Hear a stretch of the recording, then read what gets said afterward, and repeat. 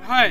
आसामनि गिबि मन्त्रि मानगोनां डक्टर हिमन्त बिश्व शर्मा सारजों लोगोसे जोंनि बिटिआरनि चिफ मानगोनां प्रमद बर' बिथां आरो गोबां मिनिस्टारफोर थानाय आरो जोंनि इएमफोर आरो गोबां जोंनि मित्र जथनि दैदेनगिरिफोर बिथांमोनहा दिनै बेवहाय बाहागो लादों आरो बिथांमोननि बाहागो लानाय बे जोबथा जे केम्पेइन जे बे सुबुंगमा बे सुबुंगमाखौ नोंथांमोना नुबाय जे विभिन्न जायगानिफ्राय फैनानै गुबुन गुबुन जाति धोरोमारि मानसिफ्रा ओरैबायदि बाव बाहागो लादों बेवहाय जों बुंनांगोन सुबुंनि मोनसे बाना जादों दा बेजोंनो जों बुंनो हायो जे जोङो देरहानाया रोखा जाबाय लोगोसे आं रायजो राजाफोर खावलायगोन बिथांमोना मोनसे गोजोन देहाखौ लानानै जाहाथे 30 तारिखआव गाव गावनि भट सेन्टाराव थांनानै गाव गावनि जे बेसेन भरा जे भट बे भटखौ आंनि मुङाव थानाय ट्रेक्टरनि सावगारियाव बिथांमोना होनानै जाहाथे आंखौ गोबां भटआव देरहासार खालामनो हायो एबा देरहासार खालामहोयो बिनि थाखाय आङो रायजो राजानिसिम गुरै खावलायदों आरो खुलुमनाय जासिहरदों। हाय आसामनि गिबि मन्त्रि मानगोनां डक्टर हिमन्त बिश्व शर्मा सारजों लोगोसे जोंनि बिटिआरनि चिफ मानगोनां प्रमद बर' बिथां आरो गोबां मिनिस्टारफोर थानाय आरो जोंनि इएमफोर आरो गोबां जोंनि मित्र जथनि दैदेनगिरिफोर बिथांमोनहा दिनै बेवहाय बाहागो लादों आरो बिथांमोननि बाहागो लानाय बे जोबथा जे केम्पेइन जे बे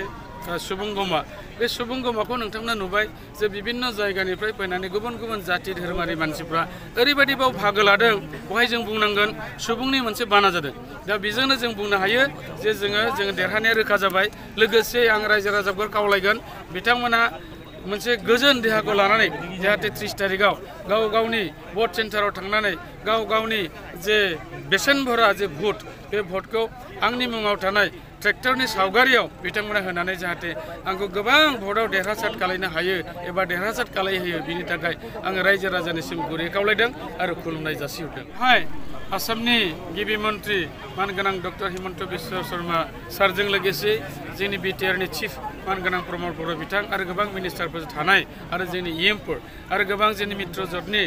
दैदेनगिरिफोर बिथांमोनहा दिनै बेवहाय बाहागो लादों आरो बिथांमोननि बाहागो लानाय बे जोबथा जे केम्पेइन जे बे सुबुंगमा बे सुबुंगमाखौ नोंथांमोना नुबाय जे विभिन्न जायगानिफ्राय फैनानै गुबुन गुबुन जाति धोरोमारि मानसिफ्रा ओरैबायदि बाव बाहागो लादों बेवहाय जों बुंनांगोन सुबुंनि मोनसे बाना जादों दा बेजोंनो जों बुंनो हायो जे जोङो देरहानाया रोखा जाबाय लोगोसे आं रायजो राजाफोर खावलायगोन बिथांमोना मोनसे गोजोन देहाखौ लानानै जाहाथे 30 तारिखआव गाव गावनि भट सेन्टाराव थांनानै गाव गावनि जे